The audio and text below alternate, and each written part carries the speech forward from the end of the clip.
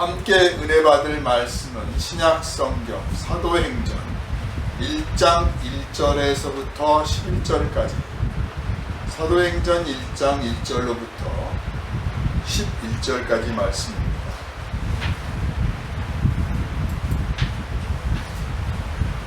제가 봉독합니다. 데오빌로여, 내가 먼저 쓴 글에는 무릇 예수께서 행하시며 가르치시기를 시작하신부터 그가 택하신 사도들에게 성령으로 명하시고 승천하신 날까지의 일을 기록하였노라. 그가 고난받으신 후에 또한 그들에게 확실한 많은 증거로 친히 살아계심을 나타내사 40일 동안 그들에게 보이시며 하나님 나라의 일을 말씀하시니라. 사도와 함께 모이사 그들에게 분부하여 이르시되 예루살렘을 떠나지 말고 내게서 들은 바 아버지께서 약속하신 것을 기다리라. 요한은 물로 세례를 베풀었으나 너희는 몇 날이 못되어 성령으로 세례를 받으리라 하셨느니라.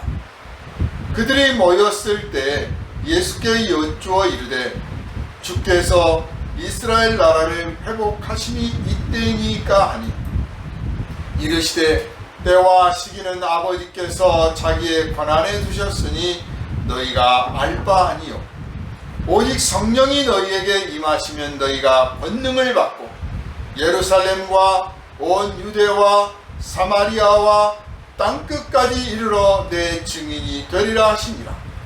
이 말씀을 마치시고 그들이 보는데 올려져 가시니 구름이 그를 가리어 보이지 않게 하더라. 올라가실 때 제자들이 자세히 하늘을 쳐다보고 있는데 흰 옷 입은 두 사람이 그들 곁에 서서 이르되 갈릴리 사람들아, 어찌하여 서서 하늘을 쳐다보느냐? 너희 가운데서 하늘로 올려지신 이 예수는 하늘로 가심을 본 그대로 오시리라 하였느니라.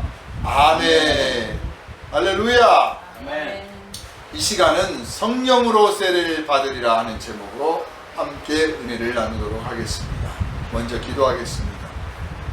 하나님, 성령으로 말씀하신 주님을 따라 또한 우리가 주 예수 그리스도께서 하나님의 아들이신 것과 그가 죽은 자 가운데서 부활하신 것과 다시 이 땅에 오시기를 위하여 하늘 아버지 보좌 우편에 앉아 계시고 있음을 우리가 선포하고자 하오니, 이 시간 또한 동일하신 성령으로 우리의 마음을 움직여 주시고 지혜를 주시고 지식을 더하시며 영감을 풍성케 하여 주셔서 말씀을 전하는 사람이나 듣는 사람들 모두가 성령의 은혜에 사로잡힌 바 되게 하시고 성령의 능력에 붙들린 바 되게 하시며 성령의 말하게 하심을 따라 담대하게 예수 그리스도께서 부활하셨음을 이웃들에게 증거하는 증인이 되는데 조금도 부족함이 없게 하여 주옵시고 모든 일로 인하여 하나님께 영광 돌리게 하여 주옵소서. 우리를 구원하신 예수 그리스도 이름으로 간절히 기도하옵나이다. 아멘. 할렐루야. 아멘. 예수께서 출생하신 과정, 그리고 이제 사역을 마치시고 부활 승천하신 것까지를 다른 글에 이미 썼다라고 그랬어요. 그러니까 이 사도행전 이전에 예수님의 일대기, 연대기라고 표현할 수 있는 그런 기록들을 데오빌로라는 분에게 편지를 써서 보냈는데, 그게 바로 우리가 읽고 있는 누가복음입니다. 그래서 누가복음과 이 사도행전은 같은 분이 글을 쓴 거예요. 그래서 연속성을 갖고 있고, 우리가 누가복음과 사도행전을 읽다 보면 그 글쓴 이의 그 무엇을 말하고자 하는지 그 핵심을 느낄 수가 있습니다. 알다시피 누가는 의사였기 때문에 누구보다도 냉정하게 표현할 수가 있었어요. 그런데 누가복음에는 귀신에 대한 이야기가 더 많이 나옵니다. 또 부활에 대한 것도 훨씬 더 풍성하게 기록되어 있습니다. 그것은 의사인 누가가 볼 때 정말 경이로웠거든요. 우리가 한 사건을 이해하는 데 있어서 철학자의 눈으로 이해할 수도 있고, 시인의 눈으로 이해할 수도 있고, 사업가의 눈으로 이해할 수도 있고, 뭐 그냥 일반적인 사람, 또 농부의 눈으로 이해할 수도 있어요. 그런데 의사라고 하는 입장에서 하나의 사건들을 바라봤을 때 예수께서 귀신을 쫓아내고 병을 고치신 것은 정말 예수께서 하나님의 아들이 아니시고는 할 수 없는 기적 중의 기적이다 라고 봤던 것이요, 죽은 자 가운데서 부활하신 것도 역시 이건 의학적으로는 있을 수 없는 일이다 라고 하는 것을 고백하고 있는, 그리고 또한 승천하신 것, 그리고 이제 성령이 오셔서 의학적으로 봤을 때는 일어날 수 없는 일들이 일어나는 거예요. 성령을 받은 사람, 또 교회 안에서 성령께서 역사하실 때 일어난 사건들을 봤을 때 의사인 자기가 봤을 때는 이건 하나님이 하시지 않고는 일어날 수 없는 일이다. 그래서 명백하게 하나님이 살아계시며, 명백하게 예수께서 하나님의 아들이시고, 명백하게 성령께서 하나님이시다라고 하는 확실한 경험적인 관점을 가졌기 때문에 이것을 글로 정리를 한 것이 바로 누가복음이요 사도행전입니다. 그래서 아까 우리가 읽었던 말씀 중에서도 보면 그가 택하신 사도들에게 성령으로 명하시고, 그랬어요. 성령으로 명하시고 승천하신 날까지의 일을 기록하였다. 성령으로 명하셨다.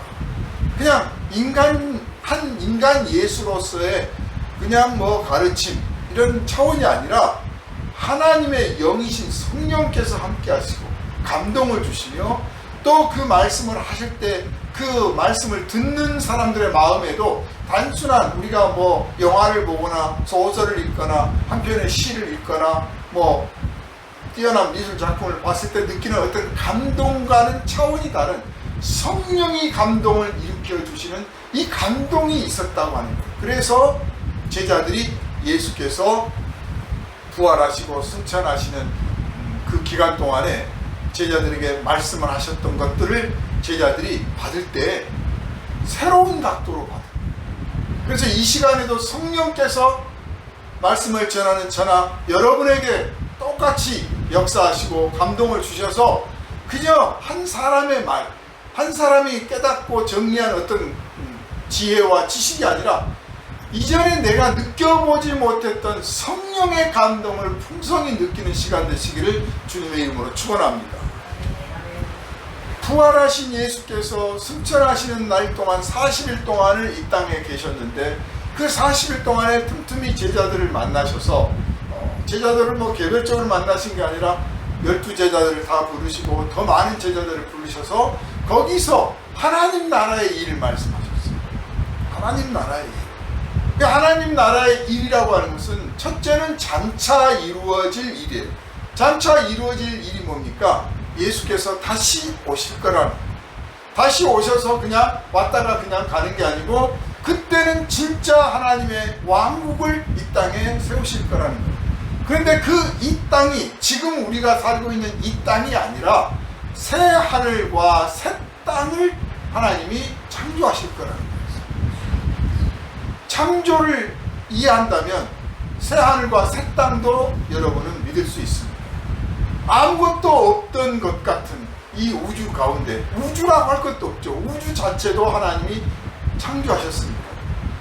그 물질들만 가득한 혼돈의 세계 속에서 하나님께서 말씀하심으로 우주 안에 질서가 잡히기 시작하고, 그리고 마침내 그 가운데서 이 지구라고 하는 우리의 세계가 탄생하게 되었습니다. 그렇게 하나님이 창조하심으로 존재하게 된 거예요. 그 가치를 인정받게 된 것이고 그것이 드러나게 된 겁니다. 질서 안에 들어가게 되었고 자기 역할을 하게 되었습니다. 이제 그런 또 한 번의 창조가 앞으로 있을 거라고 하는 것이 하나님의 나라의 일을 말씀하실 때 말씀하셨던 내용입니다.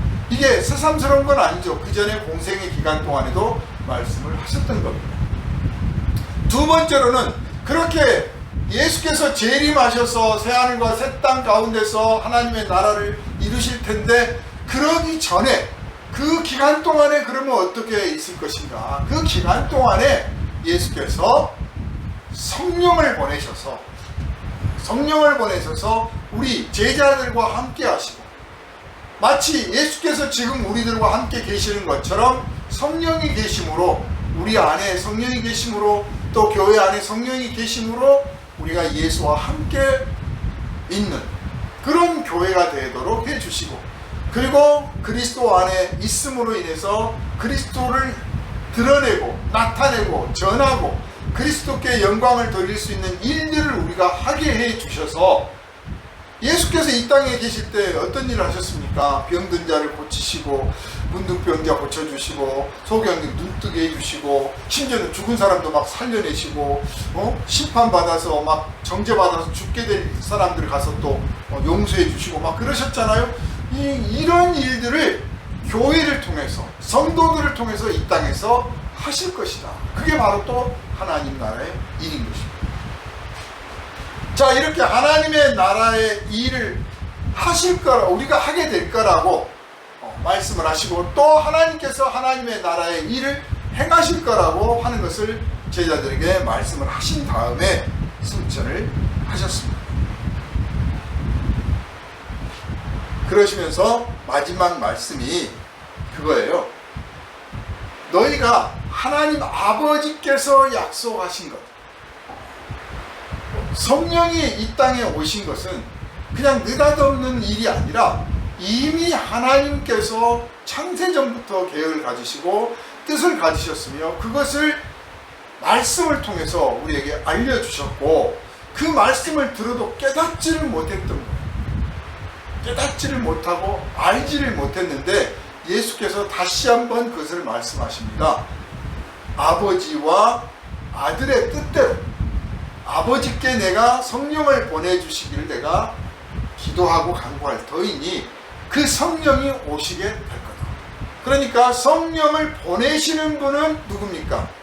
아버지와 아들이에요. 성령이 이 땅에 우리들에게 오기를 바라시는 분이 누구십니까? 아버지와 아들이세요. 즉 아버지와 아들의 뜻대로, 아버지와 아들의 보내심을 받아서 아버지와 아들의 영이신 성령께서 이 땅에 오셔서 우리 가운데 거하시고, 마치 예수님이 제자들과 함께 지내셨던 것처럼 성령께서 우리들과 함께 지내시며, 예수께서 제자들에게 가르치심을 주셨던 것처럼 성령께서 우리들 가운데 계셔서 말씀을 가르치시고 깨닫게 해주시고, 죄를 깨닫고 회개하게 하고 뉘우치게 하고 돌이키게 해주시며, 또 예수의 이름으로 병을 고치고 귀신을 쫓아내게 해주셨듯이 이제 그 예수의 이름으로 여전히 병든 자를 위하여 기도하면 병이 낫고, 귀신을 향하여 명령하면 귀신이 떠나가고, 그 밖에도 많은 은사들을 주셔서 하나님의 일을, 예수의 일을 성도로서의 본분을 다하도록 해 주실 것이니 너희는 이 약속을 믿고 어디 가지 말고 예루살렘에서 기다려라. 그 예루살렘이 어디입니까? 예수께서 십자가에 못 박히신 곳이에요. 인생에는요, 실패가 있습니다. 어떤 사람이든지 실패할 수 있습니다. 성공만 하고 갈 수는 없는 거예요. 크고 작은 실패를 극복해 가면서 또 디뎌가면서 그러면서 나아가서 마침내 더 큰 성공을 이루기도 하는 거죠. 그런데 예루살렘이라고 하는 곳은 제자들 입장에서 볼 때는 첫 번째는 예수께서 십자가에 못 박히셨기 때문에 실패를, 그 처절한 실패를 맛봤던 곳이에요.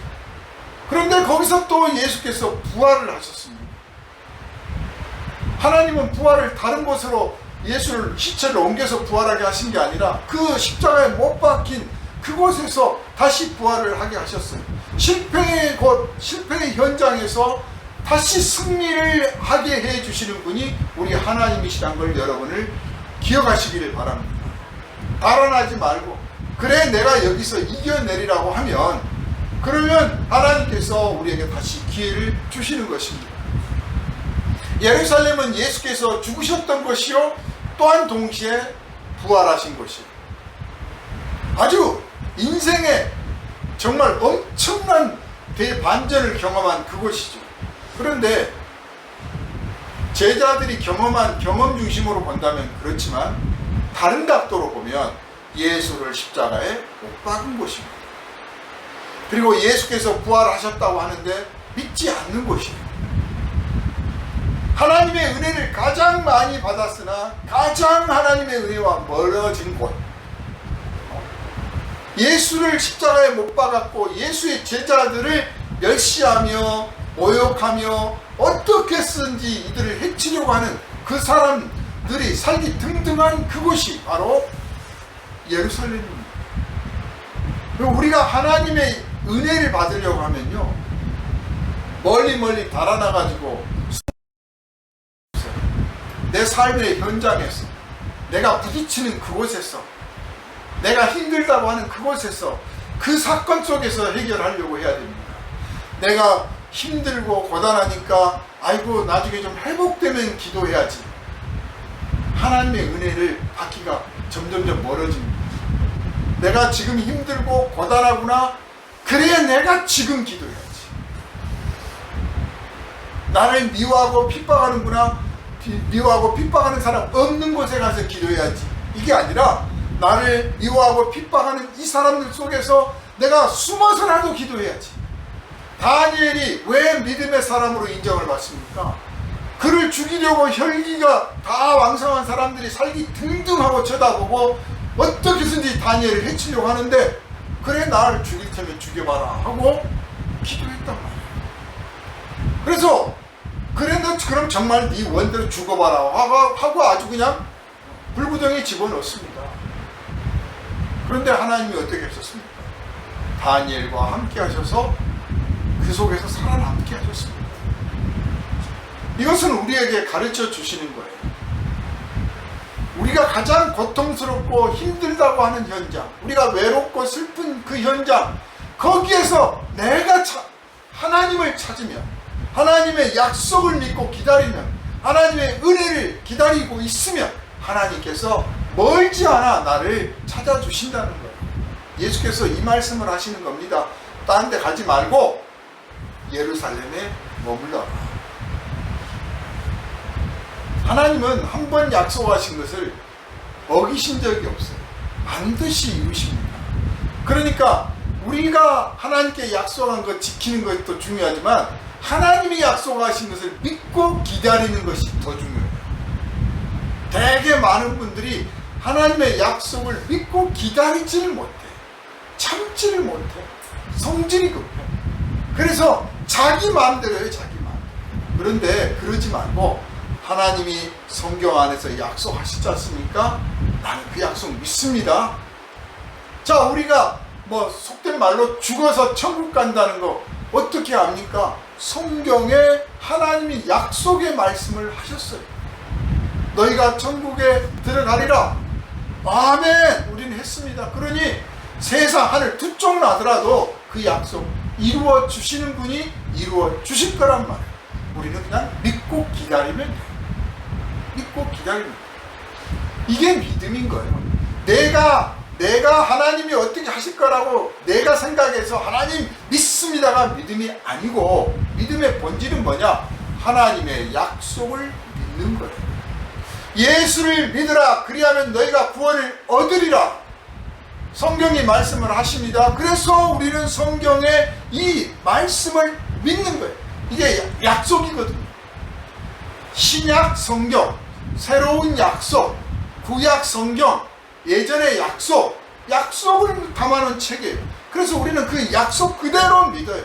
누가 묻기를 당신 정말 천국 간다고 믿어? 당신이 하나님의 자녀인 걸 믿어요? 정말 당신 구원 받았습니까? 누가 뭐 어떤 말로, 의심의 말로, 유혹의 말로 질문을 하고 두드려 패더라도 흔들리지 말고 성경에 기록되어 있잖아요.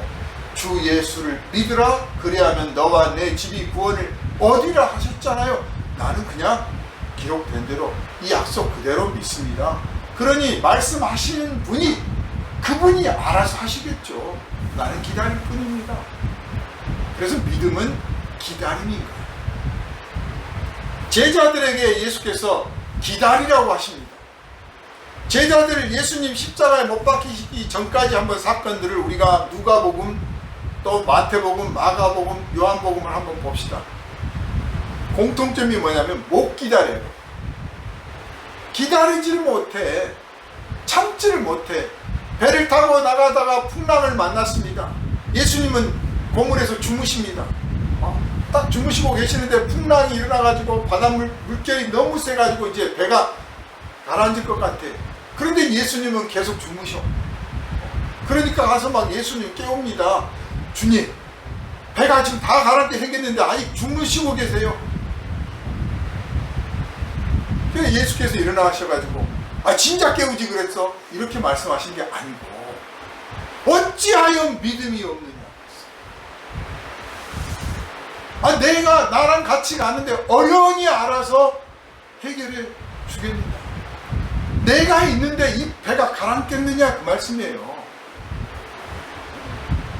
하나님의 아들이 함께 하는데 이 배가 가라앉겠느냐. 왜 의심을 하고 왜 믿음이 없어서 그렇게 호들갑을 떠느냐. 이 믿음이 적은 자들. 믿음이 없지는 않아. 있기는 있는데 적어. 우리가 믿음이 적어서 조급한 거예요. 믿음이 적어서 조급하고 참지 못하고 진득하게 기다리질 못해요. 뭐 합시다 그러면 좀 끝까지 해봐야 되는데 조금 하다가 말고 아예 안 되나 보다 그만두자. 때려쳐버려. 이게 우리들의 한계. 믿음이 적은 거죠. 그래서 이번에는 예수께서 아주 제자들을 단단히 가르쳤어요. 그전에는 예수님이 부활하시고 승천하시는 것을 제자들이 아마 목격을 못했다면 또 여전히 그럴 거예요. 똑같아요. 그냥 인간이 그렇게 쉽게 안 바뀌거든요. 그런데 예수님이 죽은 자 가운데서 그 처절한 십자가를 지시고 고문을 당하시고 그리고 죽었는데 부활을 하시고 부활하셔가지고 어디 그냥 숨어지는 게 아니라 그 누가 봐도 부활할 수 없는, 소생할 수 없는 그 육신이 부활하셔가지고 제자들 앞에서 말씀을 전하시고 음식도 같이 나누시고 막 이 놀라운 행동을 하시니까 제자들이 심령이 완전히 막 뒤집어져가지고 벌렁벌렁 하는 거예요. 막 너무 흥분되고 기뻐요. 당신이 하신 무슨 말씀이든지 우리가 믿겠습니다. 여러분, 이 성령이 막 여러분을 들뜨게 하고 흥분되게 해서 정말 당신이 하신 무슨 말씀이든지 내가 믿고 기다리겠습니다 하는 이 충만함이 우리에게 임하시기를 주님의 이름으로 축원합니다. 아멘. 제자들이 막 흥분돼 있어요. 그때 말씀을 하시는 거예요. 기다리라. 너희를 죽이려고 할지도 모르겠고 뭐 어떤 위협이 있을지 모르지만 예루살렘에서 기다리라. 기다리면 너희가 성령으로 세례를 받으리라. 다른 사람은 몰라도요, 이 예수님의 제자들은 세례라는 걸 누구보다도 잘 알아요.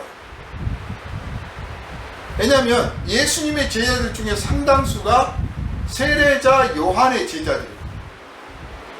요한이 광야에서 메뚜기와 석청을 먹고 막 금식을 하면서 기도를 했던 사람인데, 그분이 어느 날 갑자기 나타나서 온 유대 땅을 다니면서 회개하라, 천국이 가까웠느니라. 와서 죄사함의 세례를 받아라. 이 세례를 받지 않으면 너희들은 다 심판을 받으리라 그랬어요. 그러니까 그 낙타털을 옷을 입고 나타나서 그냥 삐쩍 마르신 분이 막 다니면서 회개하라고 그러니까 사람들이 자, 저거 뭐 하는 거야? 미친 사람 아니야? 이러지 않고 그만큼 하나님의 종이 나타나기를 목마르게 기다렸거든요. 왜냐하면 로마 사람들한테 지배를 받지, 경제적으로 어렵지, 사회적으로 어렵지, 왕이라고 로마에서 임명한 왕이 정통 유대인이 세운 왕이 아니에요. 다윗의 족보를 이어받은 왕이 아닌, 그래서 정말 다윗의 계승을 하는 왕이 세워지기를 바라고, 그리고 로마를 물리쳐 주기를 바라고, 정말 이 나라 민족이 정말 하나님 보시기에 아름다운 그런 나라가 되기를 다들 갈망하고 있었거든요. 그리고 그런 나라가 되지 않은 이유가 뭐냐? 다 우리가 죄를 지어서 그런가 보다. 하고 마음에 뭔가 찔리고 있는 판인데 요한이 나타나서 회개하라, 천국이 가까웠다. 그런데 한마디를 더해. 회개하지 않으면 당장 도끼가 나무 뿌리에 놓여 있는데 당장 찍혀서 다 죽을 것이다. 멸망당할 거다. 그러니 회개하라. 네, 하나님께서 명령하신 대로 내가 너에게 세례를 베풀 테니 와서 세례를 받아라. 이게 바로 죄를 고백하고 용서받는 세례예요. 죄를 고백하고 용서받는 세례를 받아요. 그래서 요한에게 가서 다 온 유대 사람들이 가서 세례를 받았습니다. 세례를 받을 때 뭐 농부도 있었고 장사치도 있고 군인도 있고 귀족들도 있어요. 잘난치 않은 바리새인들도 있고 다 가서 세례를 받았는데, 받을 때 요한이 이제 하나님 이 사람은 죄를 용서해 주십시오. 지금까지 죄는 다 용서해 주십시오 하고 막 이렇게 기도를 했단 말이에요. 그러니까 다들 이제 내가 죄사함을 받았구나 하고 감사하고 하나님께 찬양을 드렸단 말이에요. 그런데 요한이 말하기를 나는 내 다음에 오실 그리스도의 그 신발을 고쳐 매주는 종으로서 신발끈 매주는 그런 역할을 하기도 부족하반 아주 보잘것없는 종이고, 진짜 하나님의 종이 하나님의 아들이 이 땅에 오실 텐데 그 그리스도께서는 나는 물론 너희에게 세례를 주지만 그분은 성령으로 세례를 주실 것이다. 그랬단 말이에요. 그건 요한이 뭐 연구해서 안 게 아닙니다. 하나님께서 알게 해주셨기 때문에 안 거예요. 우리가 하나님께서 천지를 창조하셨다라고 성경에 기록되어 있으니까 처음에는 받아들였어요. 그런데 정말 나중에는 성령께서 알게 하시니까 그래, 천지를 하나님이 창조하셨지 라고 말할 수 있게 된 거예요. 성령이 주신 지식은 마치 내가 어머니 뱃속에서부터 알고 난 것처럼 자연스럽습니다. 바뀌질 않는 지식이에요. 그러나 성령이 아닌 우리가 세상으로부터 공부해서 얻은 지식은 새로운 지식이 올 때마다 바뀌게 되고 의심하게 되고 더 발전하게 됩니다. 그러나 성령이 주신 지식과 지혜는 마치 내가 태초부터 알고 있었던 것처럼 그냥 자연스럽게 내 것이 되어가지고 바뀌질 않아요. 그러니까 사도 세례 요한이 내 뒤에 오시는 분이 성령으로 세례를 주시리라고 외쳤던 것은 구약 성경을 공부해서 알게 된 게 아니라 하나님의 성령께서 알게 해주셨기 때문에 그 말을 선포하게 됐던 거예요. 자, 그래서 많은 사람들이 요한을 따라다니며 제자가 됐는데, 그 요한이 예수께서 탄생하시고 본격적으로 공생애를 시작하시게 되니까 요한이 자기 제자들을 예수께 보냈습니다. 그래서 예수님의 제자들 중에 상당수가 세례자 요한의 제자예요. 그리고 세례 요한이 이제 붙잡혀서, 헤로드 왕 때문에 붙잡혀서 순교를 당하고 난 뒤에, 목이 잘려서 순교당한 뒤에는 예수님께서 다니시면서 세례를 베푸셨는데 예수님이 직접 세례를 베푸신 적이 한 번도 없어요. 요한처럼 세례를 받으려고 오면, 사람들이 오면 예수님의 그 12 제자들이 그들이 사람들에게 세례를 베풀었습니다. 그 말은 곧 이 12 제자의 권위가 세례 요한의 권위와 같다라는 뜻이에요. 그때 당시에 이미 예수께서 그렇게 인정하신 거예요. 사람들도 가서 받았습니다. 베드로가 세례를 베풀고 야고보가 세례를 베풀 때 가서 세례를 받았습니다. 왜? 아니, 세례 요한이 세례를 베푼 거하고 당신들이 베푼 거하고 어떻게 급이 같겠냐, 이렇게 생각하지 않고 같다고 생각을 한 거예요. 그만큼 사도들이 권위가 당시에 있었던 거예요. 그래서 자기들도 세례를 베풀어 봤잖아요. 세례를 받았고 세례를 베풀었습니다. 근데 그들은 무엇으로 세례를 줬습니까? 물로 세례를 줬어요. 물로, 머리에다가. 그리고 세례를 베풀 때 받는 사람도 세례를 베푼 사람도 같이 믿었습니다. 어떻게 믿었습니까? 아, 이 세례를 받음으로 이 사람의 모든 죄가 용서받습니다.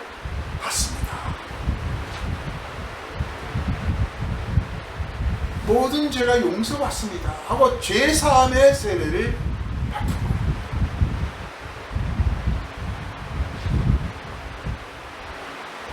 그랬던 그들에게 예수께서 말씀을 하십니다.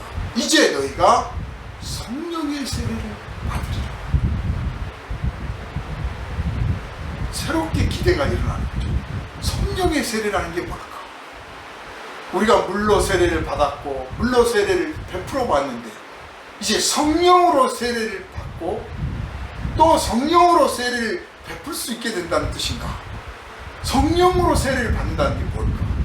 물은 눈에 보이고 만져지는데 성령으로 세례를 받는다는 게 도대체 뭘까? 천지가 창조되기 이전에는 그것이 어떻게 될지 누가 압니까? 아무도 몰랐어요.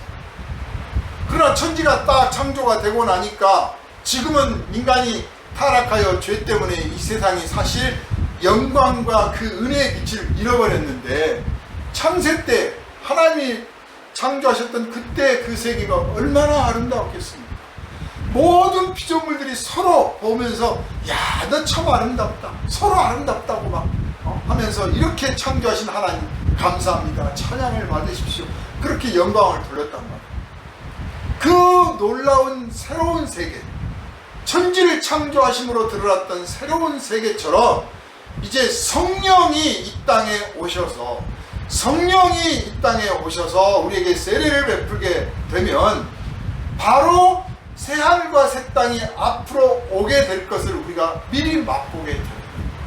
그래서 성령을 받은 사람과 받지 않은 사람의 차이가 뭐냐면, 성령 받은 사람은 새하늘과 새 땅을 살아야 됩니다.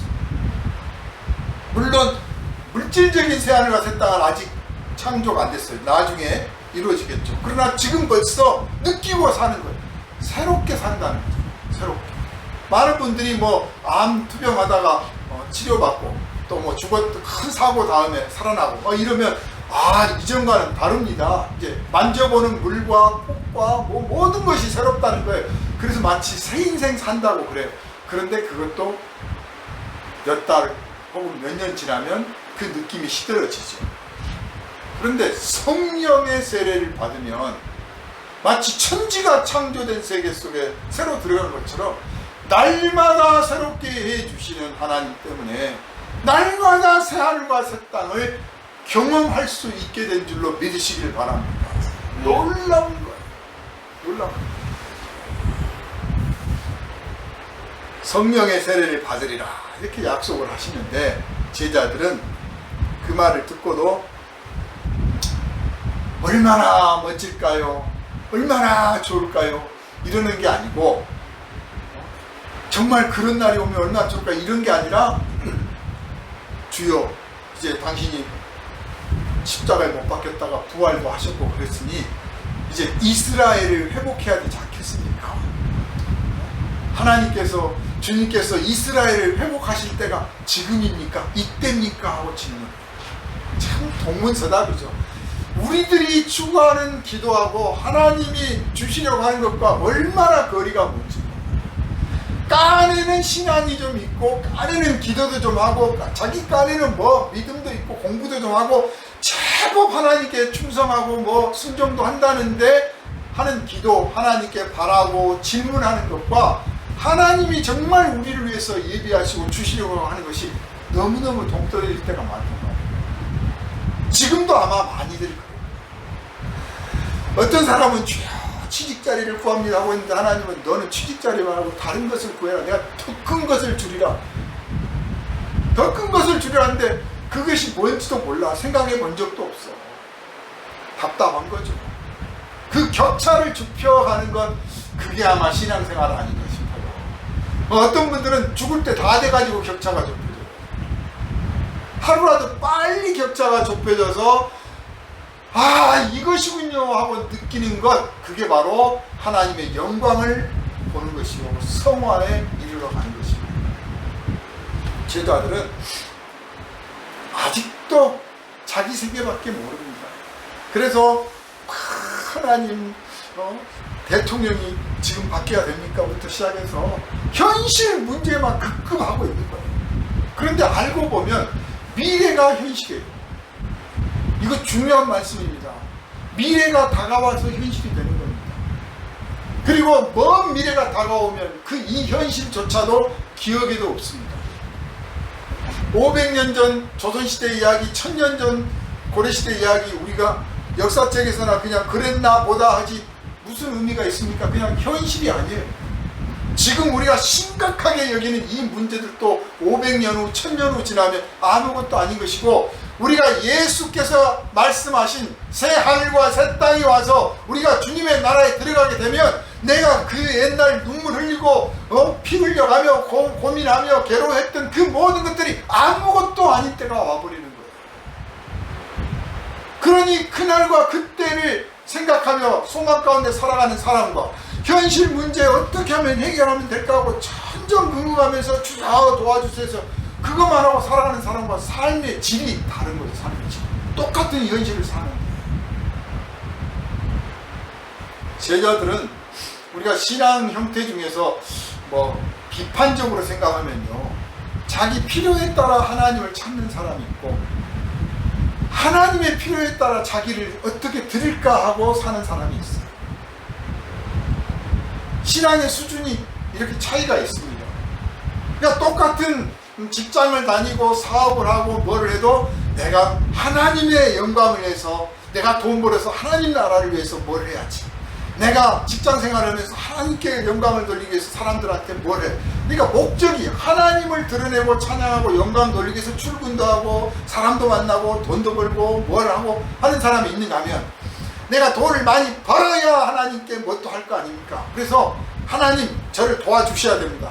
자기 필요를 채우기 위해서 하나님을 찾는 사람이 있어요. 두 부류가 있습니다. 한쪽은 믿음이 적은 사람이고 한쪽은 믿음이 큰 사람이에요.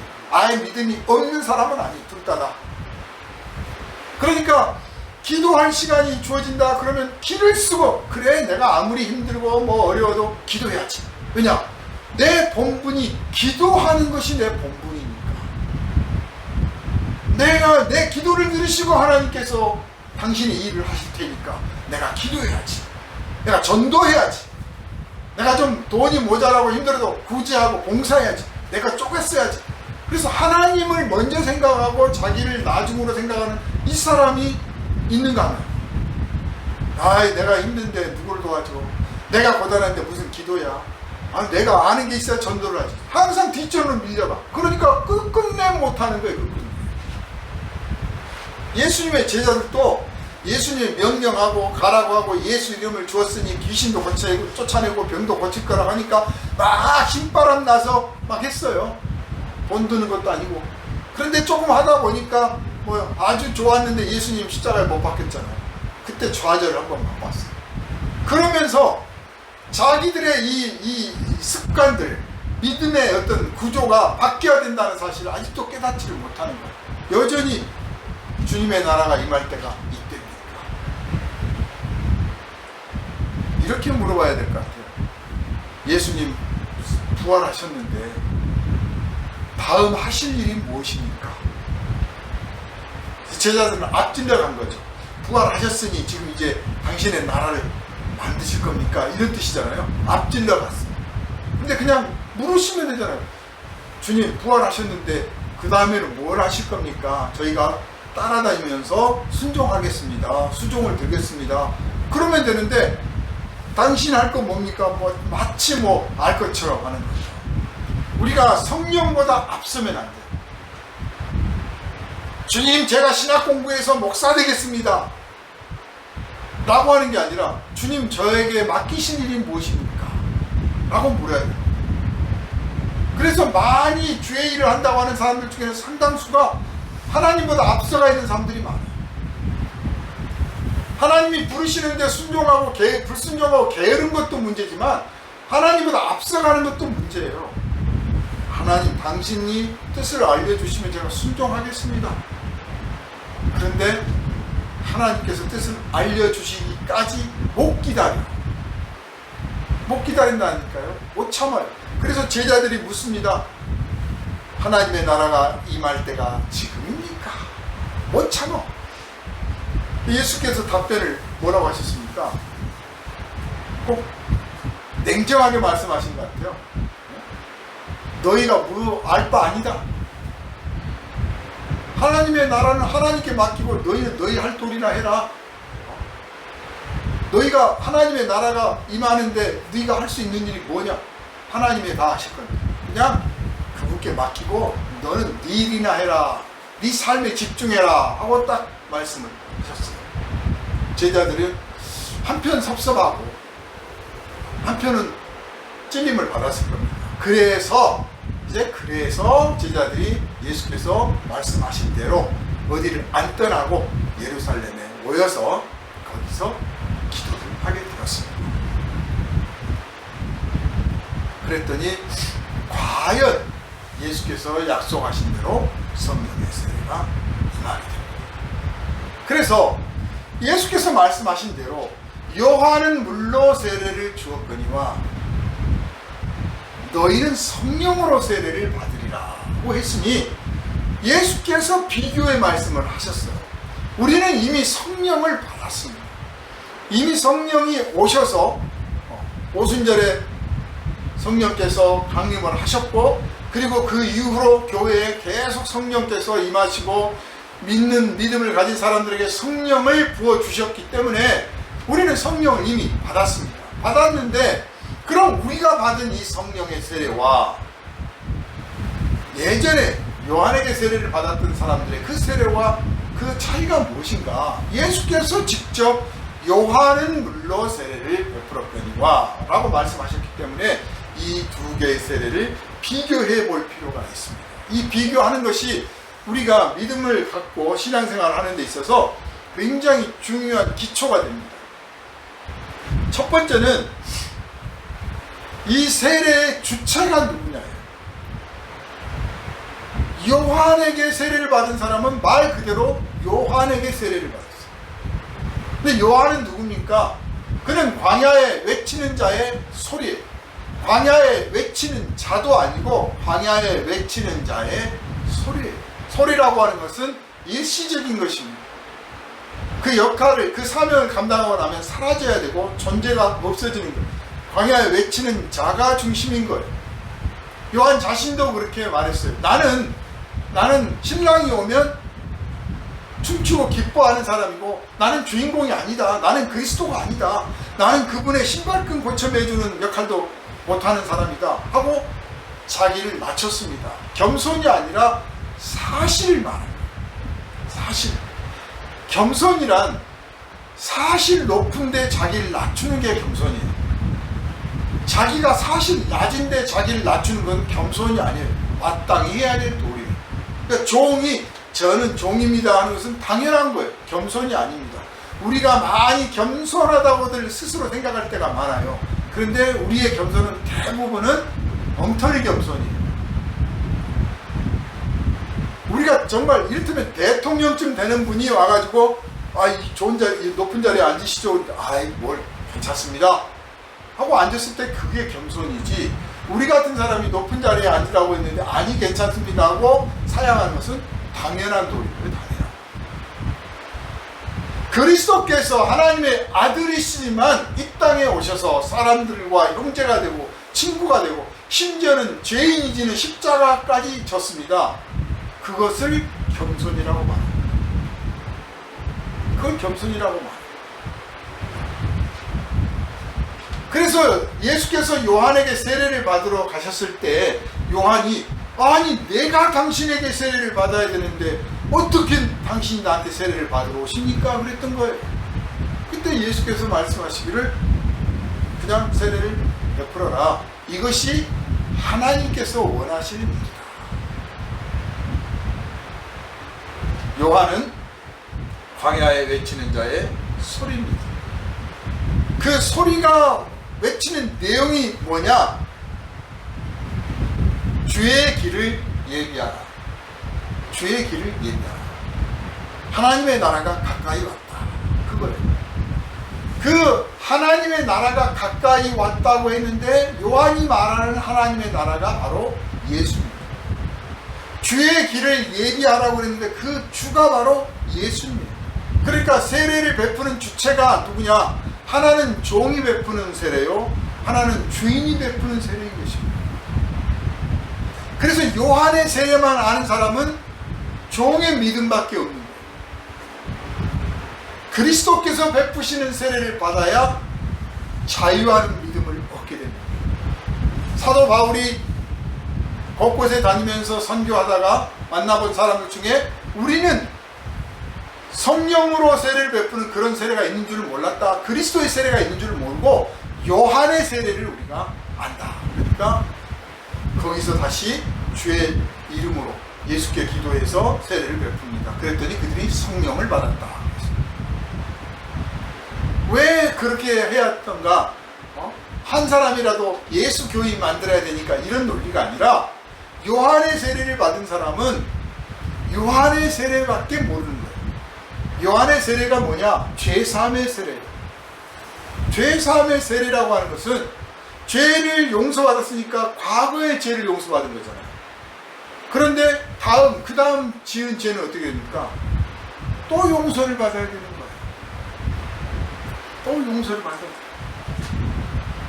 그리고 이 죄사함의 세례니까 늘 죄에 대해서 무겁고 두렵고, 그래서 주여 저를 용서해 주십시오 하고 하나님께 나아가는 겁니다. 그러니까 종의 믿음은 하나님이 무서워서 믿는 거예요. 주의 성수 안 하면 하나님이 벌 주시니까, 하나님 앞에 기도 안 하면 하나님께서 사업을 안 되게 해주시니까, 헌금 제대로 안 하면 하나님이 그냥 망하게 하시니까 무서워서 헌금하고, 무서워서 주일 지키고, 무서워서 기도하고. 이거는 요한의 세례예요. 반대로 예수께서 베푸는 세례는 성령의 세례요. 너희가 성령으로 거듭나지 아니하면 하나님 나라에 들어갈 자가 없느니라 하신 것처럼 성령의 세례를 받아야 거듭나는 것이요 하나님 나라에 들어가는 거예요. 거듭남이라고 하는 것은 다시 죽을 수가 없는 거잖아요. 그러니까 다시 세례를 받을 필요가 없어. 다시 죄사함을 하나님 용서해 주세요, 도와주세요 할 필요 없이 그리스도 안에서 용서받고 예수께서 나 같은 죄인을 위해서 십자가 지셨으니 감사합니다 고백하고 하나님이 좋아서 믿는 거예요. 실제로 예수님 앞에 사람들이 왔던 이유가 뭐냐? 요한한테 갔을 때는요, 심판받기 무서워서 갔어요. 가서 저 좀 세례 베풀어 주세요.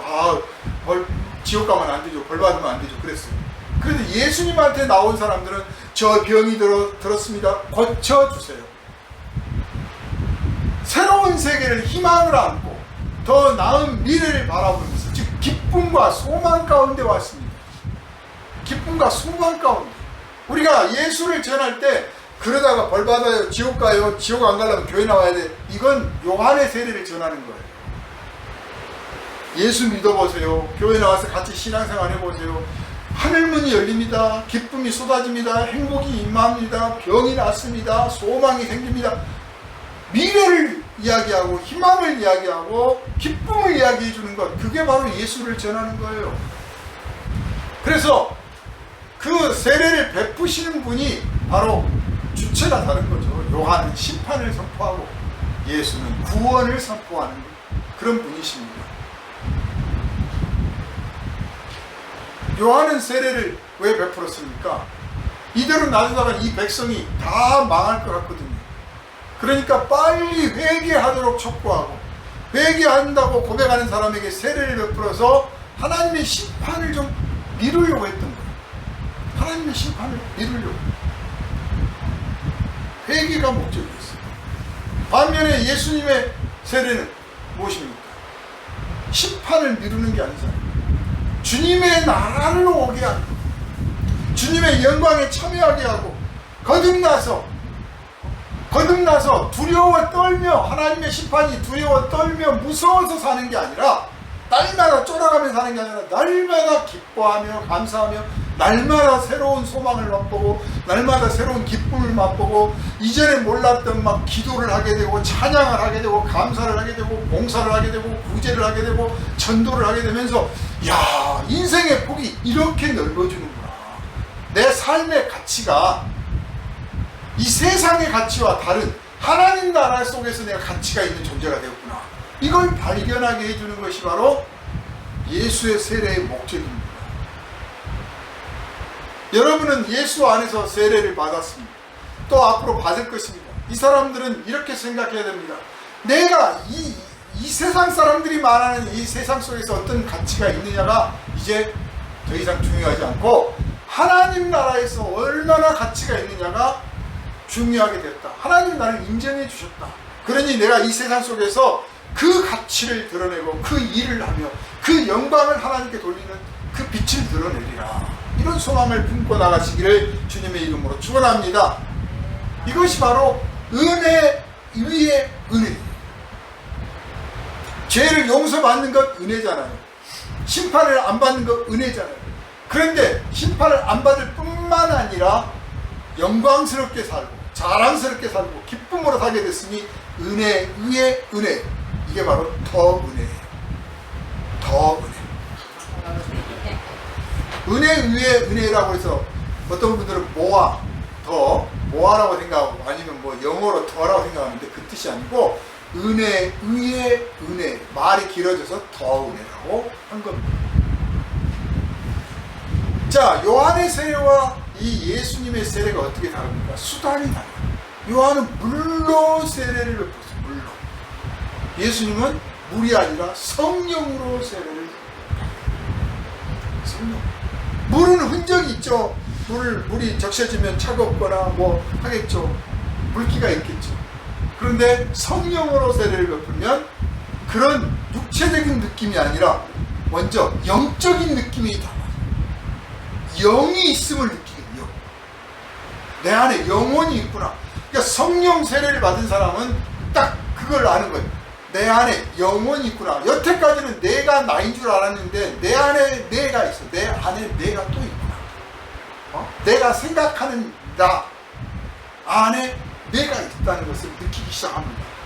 성령 충만을 받게 되면 이것이 확실하게 드러나는 것이고, 성령 충만을 안 받고 성령에 순종하지 않으면 내 안에 내가 있기는 있는데 뭐 별로 힘이 없는 나예요. 그래서 그냥 내가 이 육체의 나, 또 그냥 정신적으로 느끼는 그 감성적인 나, 그것만이 나라고 생각하고 그걸 만족시키려고 애를 쓰는 거죠. 그러나 영혼의 나를 딱 느끼기 시작하면 이 영혼은 말도 누가 죽일 수도 없고 해칠 수도 없고 하나님께 속해 있으며 하나님의 자녀로 거듭나 있잖아요. 세상이 두렵지 않아요. 어떤 환란 속에서도 그 평안, 중심을 잃지 않을 수가 있게 됩니다. 그리고 진정으로 산다는 게 뭔지를 알기 시작합니다. 이 영혼이 살아요.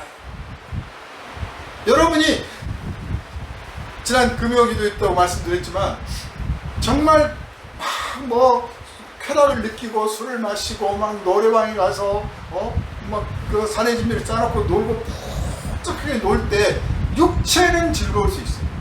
그래야 정신도 좀 일종의 약간의 쾌락을 느끼고 좋다 할 수 있어요. 그러나 반면에 그 안에 있는데 영혼은 주여 내가 다 죽게 되었습니다. 우리가 금식을 하면서도 버틸 수 있고 살아날 수 있고 금식 가운데서 얼굴이 빛나는 이유가 뭡니까? 이 영혼이 자유롭고 소망 가운데 있으면 오히려 일깨워지고 정말 하나님께 집중하게 돼 있고 하나님의 음성을 듣게 되니까 하나님이 주시는 생명 양식을 받아 먹는다는 느낌을 받게 되니까 얼굴에서 빛이 나는 거예요. 그게 바로 요한의 세례와 예수께서 베푸시는 세례가 다른 것입니다. 성령으로 세례를 베푸신다고 하는 것은 곧 예수님이 내가 하나님이다 그 뜻입니다. 사람이니까 요한은 물로 세례를 줄 수밖에 없어요. 저도 여러분에게 세례를 줄 때 물로 줄 수밖에 없습니다. 그러나 물로 세례를 줄 때 간구를 합니다. 하나님이여 이 사람에게 또한 동시에 성령의 세례를 베풀어 주십시오. 성령으로, 성령이라고 하는 수단을 쓸 수 있는 분은 하나님밖에 없어요. 하나님이시니까. 그래서 급이 다른 세례다. 죄사함을 받기 위하여 세례를 받는 사람과 거듭나기 위하여 세례를 받는 사람 다르잖아요. 그러니까 요한복음 4장에 보면 한 여인이 예수님께서 물 좀 달라고 그러니까 아니 당신은 유대 사람으로면서 나한테 물 달라고 하냐고 그랬다가 핀잔을 줬다가 아이 네가 너한테 물을 달라고 하는 사람이 누군 줄 안다면 네가 나한테 오히려 물을 달라고 할 것이다. 그러니까 이 여인이 빨리 깨달았어요. 아니 당신이 이 우물을 판 사람보다 더 크고 당신이 누구길래 그렇게 합니까? 네가 말하는 그 그리스도다. 참 신학적인 질문을 했는데 거기에서 이 여인이 본질을 추구하고 있다는 것을 알아요. 딱 예수님께 말합니다. 그래요 주님, 나에게 그 물을 주셔서 영원히 목마르지 않게 해주십시오. 요한이 베푼 세례는 목마른 세례예요. 한 번이야 한 번. 또 뭔가 목말라. 그러나 예수님이 베푸신 이 성령의 세례는 영원히 목마르지 않는 세례예요. 잠시 내가 예수님 마음에 떠나 있고 게으르고 불순종했다가도 주여 한마디만 하면 다시 샘솟고 다시 돌아서고 다시 하늘의 기쁨이 내게 임하는 영원히 목마르지 않는 샘이 내 안에 솟아나주는 것, 내 안에 있다는 것. 그러니 이 여인이 예수님에게 그 샘물 나한테 좀 마시게 해주십시오 하듯이 우리가 그래야 되지 않겠습니까? 주님, 저에게 영원히 목마르지 않는 샘이 내 안에서 솟아나게 해주십시오. 이 소망을 갖고 주님 앞에 나오는 것이고, 주님께서는 그 소망을 이루어 주시기 위해서 성령의 세례를 베푸신 줄 믿으시기를 바랍니다. 아멘. 그래서 결과가 요한의 세례를 받은 사람은 이제 죄 용서받았다고 제3의 기쁨을 누린다면, 예수님 세례 받은 사람은 내 안에서 성령의 샘이 솟아나. 세상에서 돈 없어도, 병 들어도, 가난해도, 누가 나를 좀 미워해도 조금은 흔들리고 슬퍼하고 괴롭지만 이 샘물에서 솟아나는 이 기쁨은 빼앗아갈 수가 없어 라고 하는 정말 또 다른 세계를 맛보기 시작하고, 이게 좋아서 말씀을 전하기 시작합니다. 그래서 예수께서 말씀을 하십니다. 너희가 성령이 임하시며 성령의 세례를 받고 성령이 너희에게 임하시면 너희가 권능을 받고 유대와 사마리아와 땅끝까지 이르러 내 증인이 된다. 그러니까 성령의 세례를 받으면 권능을 받고 권능이 나타나기 시작하고, 그리고 나가서 복음을 전하는데 이웃들에게 하나님의 사랑을 전하고 하나님의 영광을 나타내기 시작하는데 장소에 제한을 두지 않는다.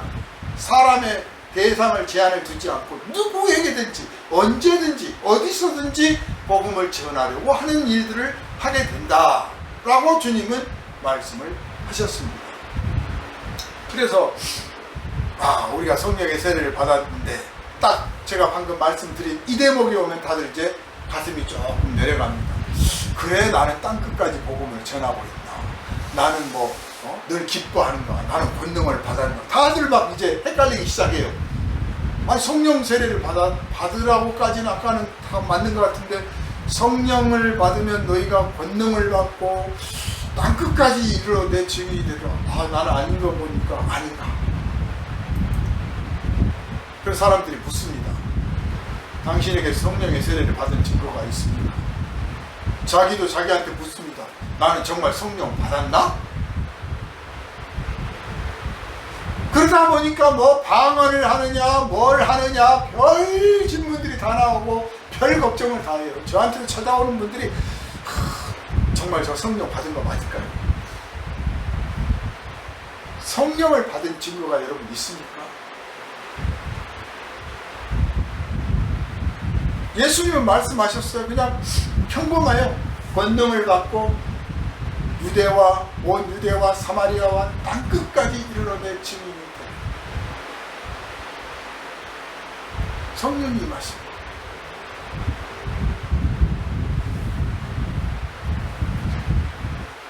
여기서 이제 구별을 조금 할 필요가 있어요. 성령의 세례는 한 사람 한 사람에게 베푸는 세례를 표현할 때 성령으로 세례를 받으리라. 그런데 너희에게 성령이 임하시며 할 때는 교회를 말씀하십니다. 대상이 교회적으로.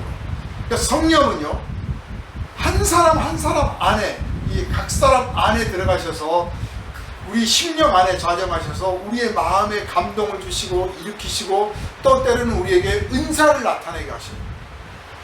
신비한 은사들을 나타내게 해주시고, 또 배운 적도 없는, 또 배우기만 하면 10개를 깨닫는 지혜와 지식을 우리에게 나타내 주시고, 때로는 우리가 예언을, 때로는 방언을, 다양한 하나님의 은사의 세계를 경험하게 하시고, 또 구제와 봉사를, 또 교육을, 헌신을, 찬송을, 기도를 하게 해주시고, 이건 한 사람 한 사람 안에 계실 때고요. 그러면서 또한 동시에 회중적으로 우리 교회 안에 계십니다. 그래서 우리 교회가 합심해서 기도하게 하고, 합심해서 전도하게 하고, 합심해서 구제하게 하고, 합심해서 사회에서 하나님의 영광을 드러내는 일들을 하게 하는데, 그 일들을 온 유대와 사마리아와 땅끝까지 이르러 주님의 증인이 되도록 하는 일을 하게 하고, 이 일을 하는 데 있어서 개인적으로 은사가 나타나고 권능이 나타나게 했듯이 교회적으로 나타나게 하시는 것을 여러분 믿으시기 바랍니다. 아멘. 그래서 특별히 안수 기도를 안 했는데도 나 새벽 기도 가서 교회 가서 기도했더니 병이 나았습니다. 그 교회적으로 하나님의 권능이 나타나는 거예요. 교회적으로. 또 은사자가 있어서 또 나타낼 수도 있겠죠. 이 두 가지가 동시에 일어나는 것, 이게 바로 성령의 세례, 성령 강림의 사건이 우리에게 보여주는 하나님의 은혜입니다.